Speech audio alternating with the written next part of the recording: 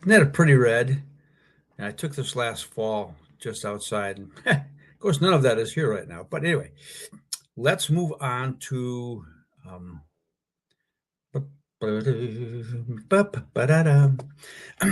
anxiety protocol. I've had enough requests for this, and I've made several of them, and they keep disappearing. So, how to deal with anxiety. So, let's look first off, there's two kinds. One is probably what 99.9% of us have, and that's just anxiety. And one day I decided I was going to really get down to the brass tacks of this anxiety because I had it. And so I went to the Mayo Clinic. When I really want medical information, I go to the Mayo Clinic and or Cleveland Clinic. So I went to both of them. And guess what I found? That very little anxiety is actually pathological. But that means that all the time, every day, all day, because there's something disordered in here. For the rest of us, anxiety is a combination of two things: fear and worry. Huh, who knew? And I learned this because I had anxiety about 21/7. And essentially, those 3 hours of sleep I did get was because I was exhausted and would fall asleep. I'm still curious a little bit about how that happened, but in my particular healing journey, I did not start out with a real high degree of regulation. So my suspicion is that was it. I was not paying attention to regulating myself, and it was the upshot. In terms of neurological, I'm going to add this picture here. All right. And we can see that you see that, and you can zoom in on this, but there's social engagement, fight, flight, and freeze. The process, and you see on the far right there, it says deactivation. That's what I teach people how to do. Basically, it gets you out of freeze into fight, flight, not as a temporary thing. You learn to live in social engagement because the human organism is geared towards that. That's home. If we're wired for home, that's it. So you can see where anxiety is over on fight, flight here. I put a circle around those emotions. And I did that because they're primary emotions of fight or flight. And I am not quite yet certain, but I'm leaning towards thinking that these are the default emotions of fight or flight because they probably, in a way, help us survive. And so I had this anxiety, and I was pretty much crippled by it. And so one day I started to think about going on medication. That didn't work out so good for me. I decided to stay with. I didn't decide. I decided to not go on medication. I was going to try to beat this on my own. That worked out for me. Thank you. I'm grateful for that. And the way I did that, as an EMT here, I was suffering with this stuff, and I thought I go to these kind of calls with people having panic attacks and anxiety and all that kind of stuff frequently enough where I knew what to do. I also knew what not to do. Anyway, the protocol I developed is as follows, and I don't have it written down. I probably could write it down. The first and foremost thing is you're going to probably find yourself doing this kind of thing. So we're going to deal with two things, two sides of this. We'll do the worry side later, and we're going to do right now the fear side, because in the image here, this is where anxiety is up here in fight flight. So you're dealing with some fear elements. And if you study the neurophysiological reaction of the human organism to a threat, this is what it creates. And this is just the emotion part of it. There's a little bit more over here. Your entire being is altered, your hormones, your heart rate, your breathing rate, and all of the stuff that change autonomically, there's only one that you can change by willpower or by control, by motor exercise. Call it what you will. And that's what we're going to talk about right here. So when you're feeling your anxiety, first thing to do is start breathing. And the protocol for that, it's a protocol within a protocol. The technique for that is an inhalation, and you want it to be full. Not real, that might have been too fast, but let's say to count of 2 or 3. Extend that belly, and then 1, 2, 3, 4. The exhale, count of 6, 7, or 8. All right. So it's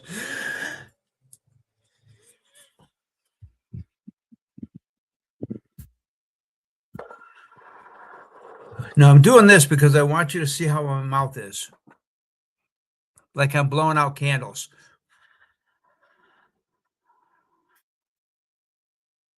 All right. There was a reason for that. Okay. So let's look at the inhale activates the fight flight system. The exhale activates the social engagement system. So what I'm doing when I inhale and I'm filling up, now I really do want, because if you're in chronic fight flight, your diaphragm could be real tight, and that's a problem. And so if it helps at all, lay down on the ground, put a book or 2 or 3 on your belly, and then breathe in a way that you feel the book go. You make the book go up. You can't see this here, but that's what I'm doing. And you might also feel your upper chest expand a little bit, because your ribs will expand and your back will push you up just a little bit. That's when you know you're doing diaphragmatic breathing. But for some of us, that was, anyway, that can be a problem. If that is, you have my email address right there on the screen. Email me. We'll talk about that, because that's part of that relaxation process of the work that I teach people, is helps that relax so that you can actually take a deep breath, which increases the oxygenation of your blood. And I could go into the details on that. I don't need to do that here. Take a full breath. And then when you're exhaling, it's like blowing out the candles. What that's doing is it's beginning to energize some of the vagus nerves that are in the face. These are some of the first ones to respond to the, let me see if I can get that. All right. We'll look at this one. All right. So these are all the things that when your brain says threat, this is what happens, some of what happens to you physiologically. Now look at that face. Zoom in on that and look at that face. Ooh. You think there's some changes here? Ears, eyes, jaw. I mean, there's a look of fight and or flight in that face. Those change within milliseconds, that changing. Yeah, that's how fast that happens. When you go into fight or flight, all of that stuff changes. Okay, so that's what happens. And so we're starting here with the face to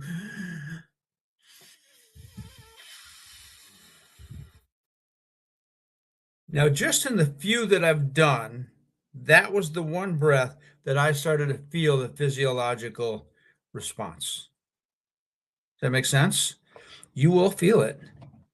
But when anxiety is up, that's what I would do. I would sometimes go out, stand outside, because sometimes the house felt too crowded, and sometimes I'd have to go for a walk. But I did this as often as I needed to throughout the day, because at the time I was unemployable anyway. So I had the time. And if you're in those same shoes, this would be a way to make you employable again when you don't have this anxiety. But I did this quite regularly for several weeks. So Just inhale and exhale. Exercise number 1. All right. Exercise number 2 is orienting. And sometimes I call this grounding. If you want to stand outside in your bare feet and get that electron exchange, that's probably not a bad idea. We could talk more about grounding some other time. For the most part right now, it's just simply a matter of inhale and exhale. Now I want you to orient. So I am going to remove this. And so this is what I used to do for a patient in the field. If they're freaking out, I'd say, okay, I want you to look around the room and find 3 things that are red. And as you can tell, right up there on the top shelf, there's at least 3 just on that shelf alone. Yeah, maybe a couple down here on this one, a couple right here. You might want to count that one. See what I'm saying? So then blue or green, and see what happens here, because what you want them to do is a little bit of this, nice and slow, and a little bit of their eye movements, just to get their muscles, again, the vagus nerves, to be moving around. Start creating a little relaxation, putting themselves back into the here and the now. Because if you say blue things and they say, oh, right outside the window there, the leaves on the tree, you have a medical problem. This is not your standard anxiety. Okay, so there's the green, and they might actually get creative with this because there's starting to be a shift in the nervous system, because you slowed the heart rate, you slow the breathing rate. Do that as long as you need to until you feel that physiological shift. And then you start to orient them. Okay, what's your name? What's today's date? What year is it, maybe? Who's the president? And I had one old gal, I was on a call,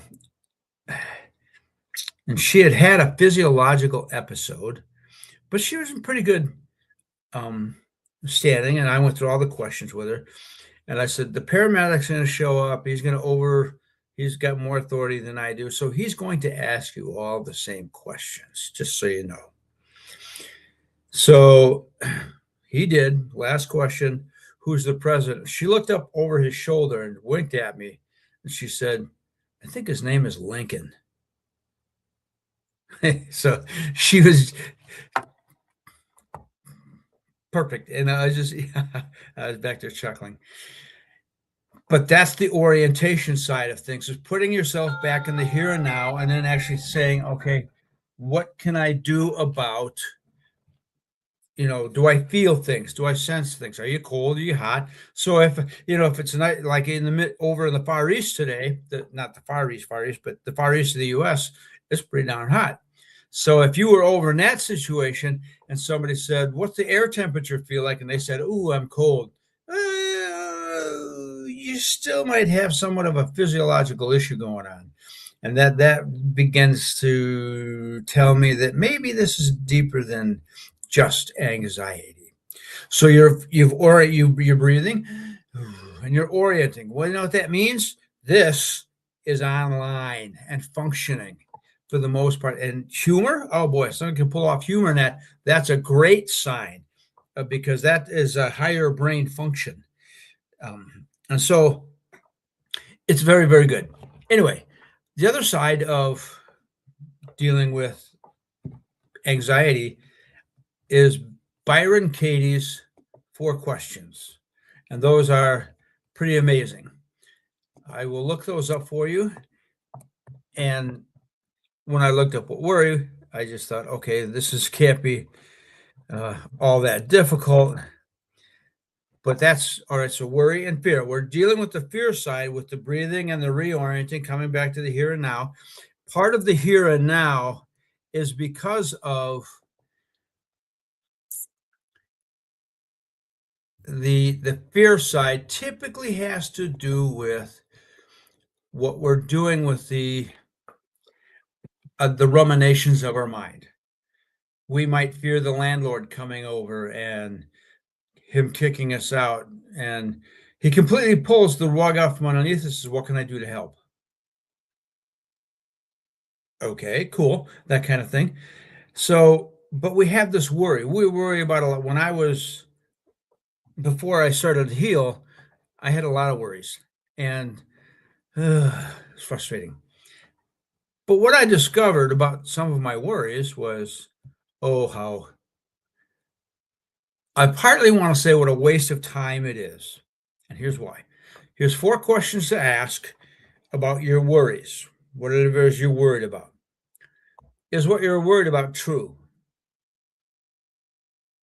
Well, you might say yes. A lot of people who are convinced of spiritual matters and political matters are going to immediately say yes, when the clue is 99% of the time it's a no.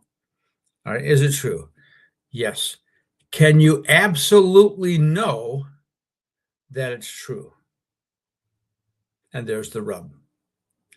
All right. If you cannot absolutely know that it's true, okay, maybe what I'm worried about isn't a reality. 3, how do you react when you believe that thought? All right. I'm worried. That's no fun. Now, if I believe the thought, okay, well, maybe it's not true. What changes in my emotions? That's powerful. Who would you be without that thought? If this thought, this worry that you're focusing on and ruminating on, who would you be without that? And as you take that worry and run it through this grid, you will be amazed at what it does for your emotional construct. It can change it radically. Because if you can't know that it's absolutely true, why are you bothering to think about this? All right. It's an old saying, and some say it's an old Buddhist thing, but I don't know about that. Anything you're worrying about, can you change it? Then you have something to do. Problem solved. Can't change it? You got nothing to do. Problem solved. Why do I worry about things I can't change? Work on things I can change. All right. I don't have any reason to actually worry. And in that particular vein, then, as you begin this breathing exercise and you're doing this, you're orienting yourself to the here and now, then you're starting to deal with your thoughts. Okay, that's cool. You will find that your anxiety will ratchet down as you move from these higher states of, so we're going to go back to this drawing here. As you approach, yes, it's July 4th. It's my brothers and sisters. As you approach the free state, that's, you got low levels of fight or flight, or you got high levels or mid levels. The higher you go, the more intense this feeling, and finally, then you will shut down. And if you live that way, that's what that free state is. That's how life will be almost all the time. As you begin to downregulate, and that means you kind of turn the volume knob down on the intensity of these states. You begin to breathe a little bit more, you begin to relax a little bit more, you begin to realize that, man, I bend myself out of shape. Okay, I'll confess here about the dumbest shit. That's right. A lot of what we spend our mental energy ruminating on is nothing we can change, and stupid as the day is long. So put those 2 exercises together and then get outside. I bet I was taking, I was unemployed and unemployable at the time. So done out breathing a lot and outside and breathing the air and seeing the trees and stuff like that. And it took several weeks to do that. Now, as I said, there's a deactivation phase over here. that deactivation phase is not the anxiety protocol, because we're talking about the autonomic nervous system response to threat. And that's what this image here is demonstrating. And so when the amygdala of the brain says threat, whether that's perceived or actual, this is what happens to our neurophysiology. This guy. That's what happens. And all I'm trying to do with this protocol, because I didn't know this at the time, all I knew is I couldn't live with this anxiety. Well, that's not true. Okay, so I was learning this along the way, and I had been taught how to tremor. What tremor does is it takes us out of fight flight into social engagement. That is your body's evolutionary response to the threat response. See, all of this stuff happens, and this guy or this gal, doesn't matter, relatively the same. The sexual organs and that neurology changes a little bit. There's differences there. For the most part, though, we can call that reproductive. It gets shut down. This is what ends up happening, and this is an autonomic switch. The threat, boom, this happens autonomically. And this deactivation phase over on the right side of the picture is this breathing, the reset of the diaphragm. If you go to my website at raiseyourresilience.com, there's a video on it, and it's an antelope I think it's a leopard, not a cheetah. If there's a black line on it down by its eyes to its nose, that's a cheetah. Otherwise, it's a leopard. And you'll see all of this. It's pretty amazing. The breathing reset and the tremoring, and that is what deactivates this cycle so that this gets shuffled out of your body. Tremoring didn't help with my anxiety. Believe that or not. I'd already piled on a whole bunch of tremoring, and now my body was I wasn't paying attention to the signals of my body. So I was probably in a state of freeze, came down on the fight flight, and what's way up there at the top of intense fight flight? Anxiety. Yeah. Woohoo. I needed to regulate that process a little better. It was one of my greater lessons on regulating and on doing this work with somebody, because I was doing it by myself. That was a mistake. Anyway, I created this protocol just to deal with the anxiety, which finally ended up being probably, like I said, several weeks. So it might have been upwards of a couple months of pretty intensely working on this stuff. And okay, and maybe if you're lucky enough to be able to still work, kudos. It's going to be a bit more of a challenge for you, but I think it'll work. Now, the tremoring part, what that does is foundationally changes my nervous system to take me out of fight flight. And that's why I say do this with somebody else because I was doing 15 minutes every other day, and I shouldn't have been. And finally, my anxiety popped up because it was already there anyway. And there could have been some underlying factors like being unemployed, being unemployable, blah, blah, blah. And so I have all of this stuff kind of going on inside here, in my nervous system, and I'm jazzballed. And the tremoring helps. It turns a rather boisterous tide. If you've ever been down on the ocean shores or Ruby Beach up in the west side of Washington, when it's been stormy and rainy, yeah, I once took a vacation, and that's what I walked out in. It was astounding in its own way, amazingly beautiful in its own way. However, there are beautiful days when you can get out on the water and that, and then that the gravel. Oh man, sunshine, and I didn't have any of that day. I did not. So it's this nervous system change that tremoring makes, and the tremoring is what made it possible to not have anxiety since then. I instituted this protocol.